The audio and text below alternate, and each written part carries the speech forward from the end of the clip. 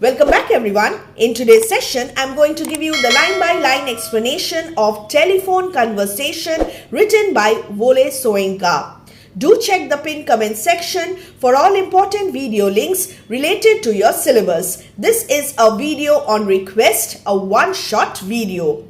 Telephone conversation, the title of the poem is simple. It clearly reveals that two people are talking on the phone. And the theme of racial discrimination is carried out through the dialogue form. Here, Wole Soyinka is trying to highlight racial discrimination, the impact of racial discrimination in the microstructure of the society despite laws being made against it at the macrostructure of the society. The mindset of the people has to change.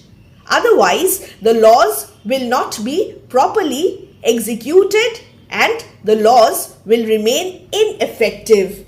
The poem is a conversation between a white woman and a black man over the telephone. Wole Soyinka captures the essence of human interaction across racial differences. Justification of the title.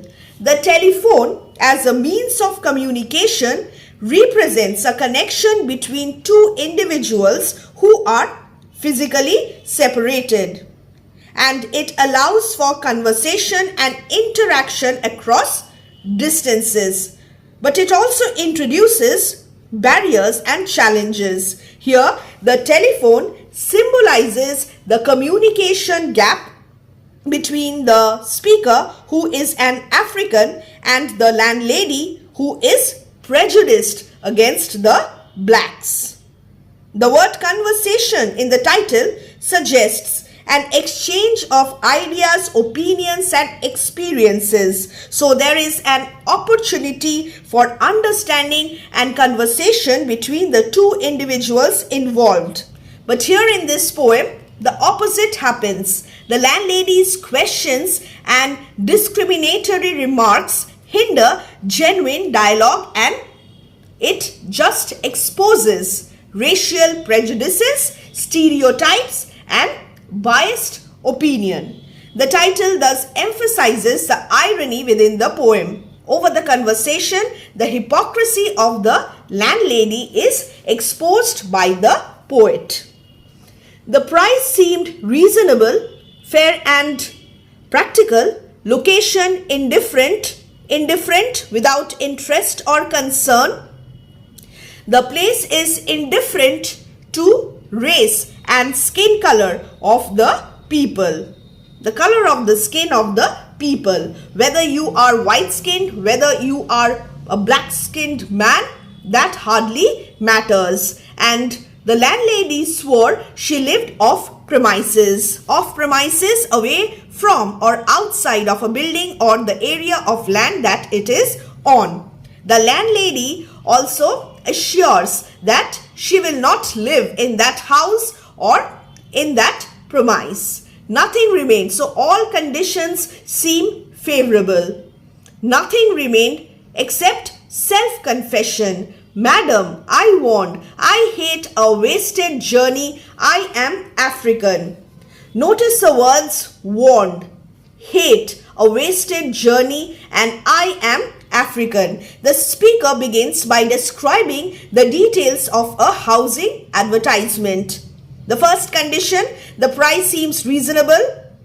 Second condition, the location is indifferent and the location also does not matter to the speaker.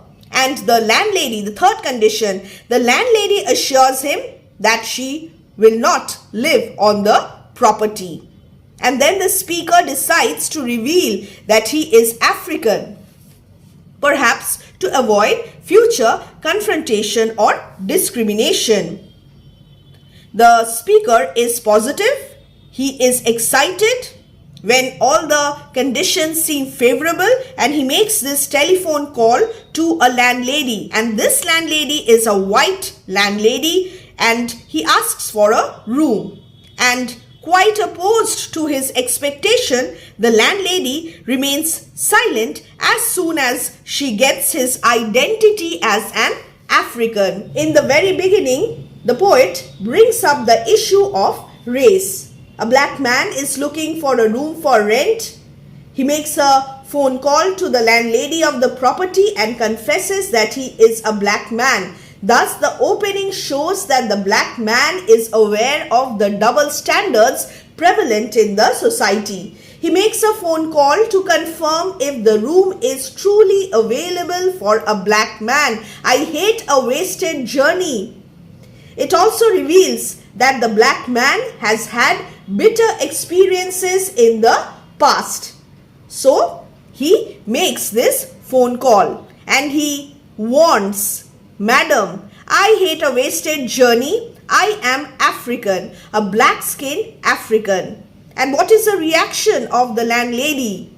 Silence. Silenced transmission of pressurized good breeding. So when she hears the self-confession of the narrator, when she comes to know that the speaker is a black man, she goes silent. She does not reveal her true dislike and disapproval for black people. The poet says that the lady is like the so-called white people of good breeding. These people call themselves educated and therefore decent. They do not speak out against black people, but they continue to harbor racial prejudice towards black people. Here, the words and action of the landlady do not match. Her words appear to be liberal and generous, but in reality, her action is full of hatred and indifference, just the opposite of her own words. So there is irony over here. The irony is meant to attack the so-called social equality created by the whites, the white-skinned people. What is the meaning of transmission? Very quickly, transmission is the act of or process of sending electrical signals to a radio, television or computer. And good breeding means upbringing, education or training, especially in manners or social behavior. The landlady's silence suggests she is taken aback or she is processing the information. Voice when it came, lipstick coated, long gold rolled, lipstick long, alliteration, cigarette holder pipped, caught I was foully. Foully in a very unpleasant or rude way. Cigarette holder and caught again, alliteration. Voice when it came. The black man can stereotype the white landlady just by hearing her voice over the telephone. He imagines that her lips must be painted red with lipstick and she must be smoking and using a gold-tinted cigarette lighter. The poet thus reveals that both white and black people show prejudice because they tend to stereotype people. Now, here we also have imagery. This is an example of imagery. Lipstick coated, gold roll, cigarette holder pipped is the mental image of the lady made by the African speaker by just listening to her voice on the phone. His attitude towards her is that she is socially superior to him and from a higher strata. And the lipstick coated, long gold rolled, her voice is depicted as upper class. How dark, I had not misheard. Are you light or very dark? Button B, button A. Again, alliteration, button B, button A. The landlady is careful not to use the taboo word black. Instead, she asks an indirect question on the degree of darkness. To the black man, it appears as if he is asked to make a choice. He wonders if he should press button A or button B on the telephone dial pad. Notice the use of capital letters over here. The capital letters suggest not so much the volume of the woman's voice as the insult of her questions. Very, very important. These lines in the poem expose the hypocritical nature of white individuals in society. They seem to be educated, they seem to be decent, but Inwardly, they are hypocritical. Stench of rancid breath of public hide and seek. What is a figure of speech here? The figure of speech is pun. And what is a pun? It is a literary device in which words or phrases are used in an amusing manner to convey a different meaning.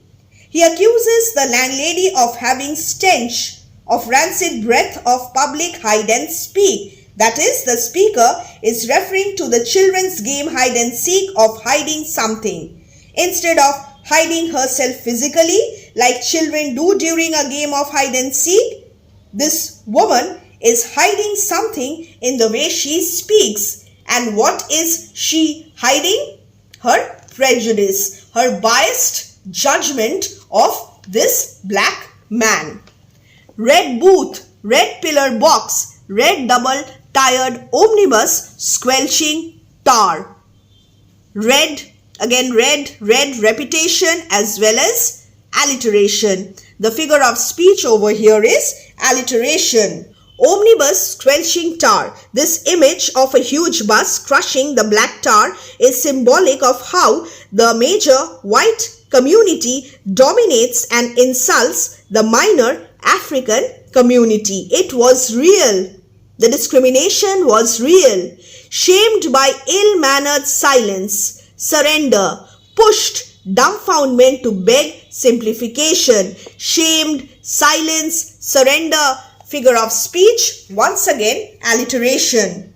The speaker is taken aback already. Caught I was foully. And now the speaker feels embarrassed and humiliated, shamed by ill-mannered silence by the landlady's inappropriate question, pushing him to ask for a clarification. So here the reaction of the black man is significant.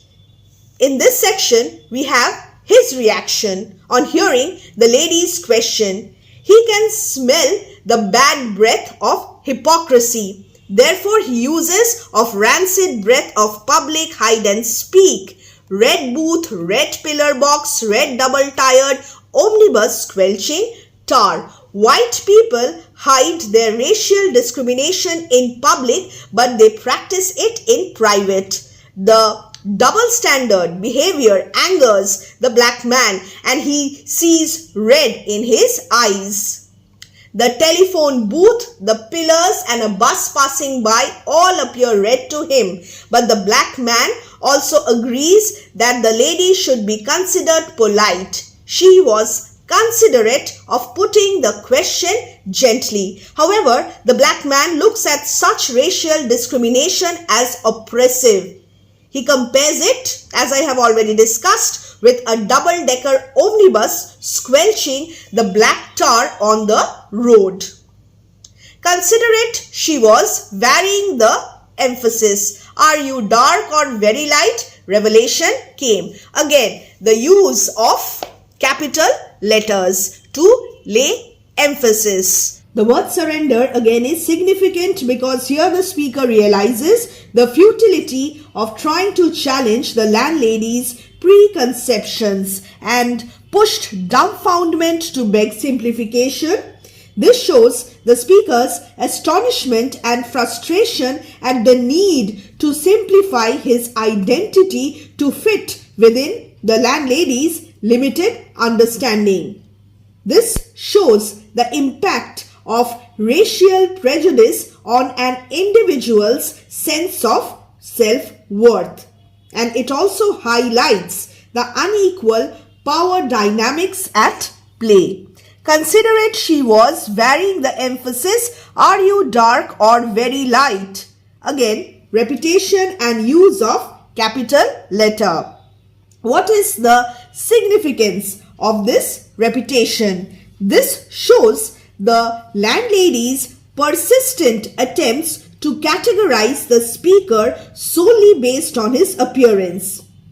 She uses the words dark and very light, which indicates that her desire is to fit the speaker into predefined racial categories. This shows her fixation on categorization based on physical attributes, and this also exposes her disregard for the complexity and diversity of racial identities. The landlady's limited understanding of human existence, of ethnicity, and of racial identities. Revelation came. You mean like plain or milk chocolate? So this is again significant. Why is it significant? The poet here uses West African sepia, and he also uses like plain or milk chocolate. This adds a playful tone to the conversation. This is used metaphorically. This metaphoric comparison not only showcases his wit but also challenges the narrow understanding of racial categorization. He is presenting his skin color in unconventional terms when he uses West African sepia, and he is ultimately undermining the simplistic notions of race-based judgments. You mean like plain or milk chocolate? The comparison to milk chocolate brings a touch of light-heartedness to the poem. It presents an alternative view to the traditional black and white binary and invites the reader to consider the nuances within racial identities. The metaphorical reference to milk chocolate also subverts the notion that lighter skin is the standard of beauty or superiority. It shows that racial identities are complex and you cannot oversimplify such a complex issue. The poet showcases diversity within racial groups and challenges the limited understandings that perpetuate stereotypes, that gives rise to stereotypes. The lady's focus on the darkness or lightness of the poet's skin suggests her adherence to colorism. And what is colorism? A form of discrimination based on skin tone. She assumes that darkness implies inferiority or undesirability, and whiteness suggests superiority. Her limited understanding. Her accent was clinical, crushing in its light impersonality. Clinical, crushing, example of alliteration. What is the meaning of this? Here, her accent was clinical, crushing in its light impersonality. This shows the impact of the landlady's response to the speaker's description of his skin color. Clinical suggests a detached and sterile approach devoid of empathy or understanding. And crushing, this word shows, highlights, intensifies the negative impact, indicating the landlady's dehumanizing attitude. The phrase light impersonality again implies that she views the speaker's experiences and identity as unimportant. He is reduced to a mere subject of examination rather than a person with unique experiences and emotions. So we have devaluation of individuality and the loss of human connection in the face of discriminatory attitudes over here.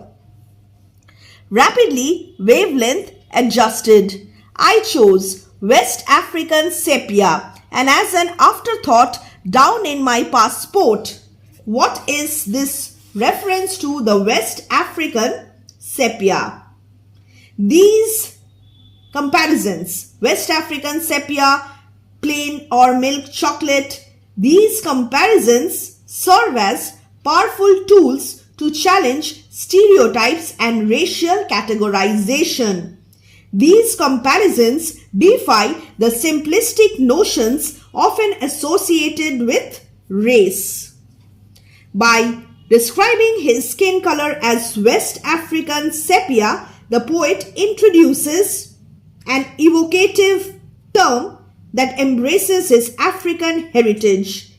The use of sepia not only highlights the beauty and diversity of African cultures, but also challenges the dominant narrative that associates darkness with negativity. It disrupts the common perception that darker skin tones are inherently less desirable or inferior, and the landlady is ignorant of such an expression, West African sepia, and this shows that she needs cultural understanding and education.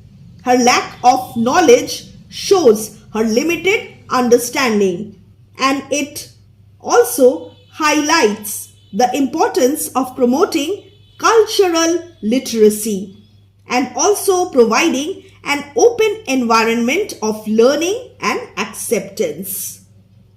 She is unfamiliar with West African sepia, and this reflects a lack of her engagement with different cultures and a failure to recognize the depth and diversity within racial identities. There is need for cultural sensitivity and also empathy, and the landlady lacks that. I chose West African sepia and as an afterthought down in my passport. Now, what is the literal meaning of sepia? Just write down very quickly. Sepia is a reddish brown color associated particularly with monochrome photographs of the 19th and early 20th centuries. The speaker suggests she looks at his passport for further clarification. The speaker explains further by comparing his skin color to the shade of dark brown, which we will see later. Silence for spectroscopic flight of fancy till truthfulness clanged her accent. Flight of fancy, alliteration. Silence for spectroscopic, again alliteration. What is flight of fancy? Unrealistic idea or fantastic notion. And spectroscopic, here the word explains the dispersed flow of thoughts of the lady after realizing the speaker is a black person. And after trying to process this piece of information, she starts speaking till truthfulness clanged her accent. Her accent gets changed. Initially, she was considerate, but now, how is her accent? Hard on the mouthpiece. What's that? Very rudely, conceding. Conceding to admit as true or valid. Acknowledging, don't know what that is. Like brunette. What color is brunette? A person with dark brown hair. In this context, the speaker describes their facial hair color. That's dark, isn't it? Not altogether. Facially, I am brunette, but madam, you should see the rest of me. Clever wordplay, showing the use of wit and humor. He is angry, he is frustrated, but ironically, he has to give a clarification about the degree of the darkness of his skin. That's dark, isn't it? Like brunette. Not altogether. Facially I am brunette, but madam, you should see the rest of me. I am brunette, but madam, you should see the rest of me. Palm of my hand, soles of my feet are a peroxide blonde. Now what is peroxide blonde? Here he describes his appearance in a metaphorical and humorous manner. He mentions having a brunette face, dark brown hair, but jokes that the palms of his hands and soles of his feet are peroxide blonde, a very light bleached blonde, and that sitting down has turned his bottom raven black extremely black. Friction caused foolishly. Friction, foolishly, alliteration, madam. By sitting down has turned my bottom raven black. One moment, madam. So, here he gives an exaggerated description of himself, and this exaggerated description serves to mock the absurdity of the landlady's fixation on skin color. What is the reaction of the landlady? Sensing her receiver rearing on the thunderclap. Receiver rearing, alliteration, on the thunderclap. About my ears, madam. What does she do? Thunderclap. What is thunderclap first? A loud explosive sound like thunder. In this case, it is used metaphorically to describe a sudden shocking realization or reaction from the person on the other end of the phone call. Receiver rearing. This phrase creates an image of the telephone receiver moving like a rearing horse, suggesting the landlady's shock or abrupt movement in response to the speaker's words. What does she do? She hangs up the phone. The words like thunderclap and receiver rearing thus conveys the shock and discomfort of the landlady upon hearing the speaker's descriptions and assertions. Madam, I pleaded, wouldn't you rather see for yourself? So, the landlady is in no mood to speak to him anymore. Madam, I pleaded, wouldn't you rather see for yourself? Pleaded. On one hand, there is desperation, he badly wants a room, and on the other hand, pleaded is also used ironically. He is using the term mockingly in order to expose the hypocrisy of the woman. Wouldn't you rather see for yourself? By urging the landlady to meet him in person, the poet suggests that personal interaction and direct experience provide a more accurate understanding of an individual rather than superficial observations. He challenges the idea that skin color or physical features alone can define a person's character, highlighting the complexity of human identity.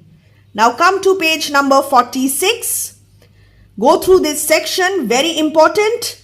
This is a provocative satire, a social commentary, exposing racial prejudice, misguided civility, and there is the power of language as well. And the poem describes a phone call, finished explanation, and the landlady is pleasant until she learns that the speaker is African, at which point she demands to know how light or dark the speaker's skin is. And the speaker in response mocks the landlady's ignorance and prejudice, demonstrating that characterizing people by their skin color diminishes their humanity. Dehumanization and alienation as results of such racism. Devaluation of individuality and a person's authenticity. So, we must be inclusive instead of being exclusive. We must accept and be inclusive. Before ending today's session, I'll just quickly discuss the themes. Racial prejudice and discrimination. Here, Wole Soyinka critiques the dehumanizing nature of racial stereotypes. He also highlights the absurdity of judging individuals solely based on their appearance. Number 2, identity and self-expression. The speaker's playful wordplay and descriptions challenge the notion of a singular fixed identity. Number 3, communication and miscommunication. Here the mode of communication is the telephone, and this telephone becomes a symbol of the limitations and miscommunication between the poet and the landlady. And ultimately, towards the end of the poem, the speaker wants a face-to-face interaction. Satire and humor. We have wordplay, clever wordplay, exaggeration, irony, and power dynamics and oppression. Power dynamics symbolized by the landlady. She holds the power to deny or grant the poet accommodation based on her biased judgments. And the speaker challenges these power dynamics. He uses clever wordplay, exaggeration and irony. So all the themes are interrelated, and social commentary on the impact of colonialism and racial prejudices. Here, Soyinka explores racial discrimination, and this reflects the broader struggles faced by Africans during that era.